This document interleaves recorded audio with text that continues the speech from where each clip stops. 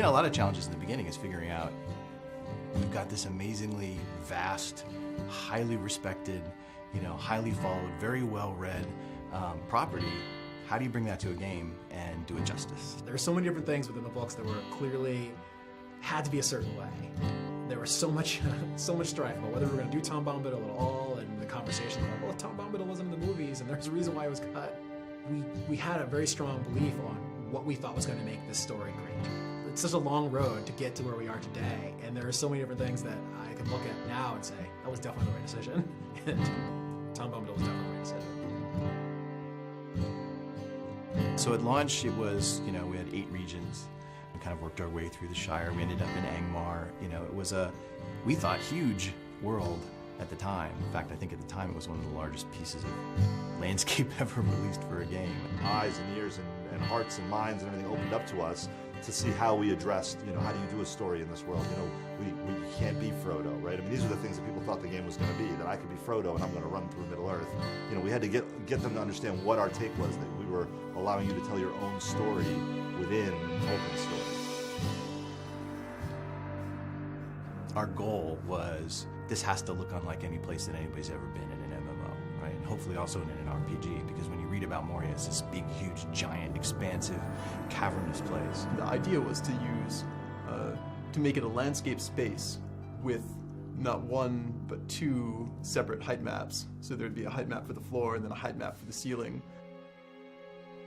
That was something we'd never done before, doing the vast landscapey interior dungeon. It's really hard without a date file and without having sky and clouds and sun and all the colors that brings in. And you could have 2 stretches that have the same grass pattern, the same little huts, and you swap out sunny blue sky for crazy red, green, shimmery, evil thing, and it totally changes the look and feel. Not having that in Moria, it was much more challenging, yeah.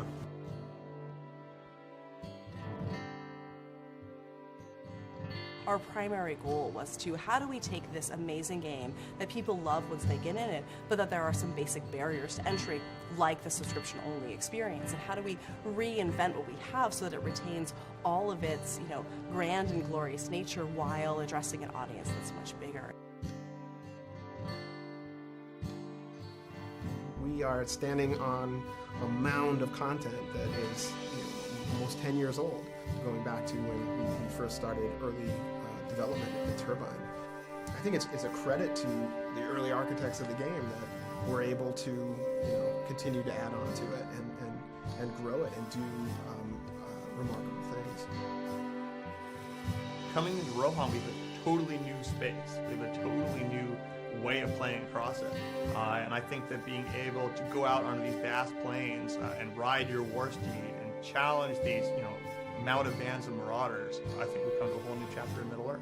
This is where the War of the Ring begins. At a high level, you know, we're sort of, the training wheels are coming off, we're out of Eriador, we're, you know, east of the Misty Mountains, into the very epic, action-oriented portion of the fiction.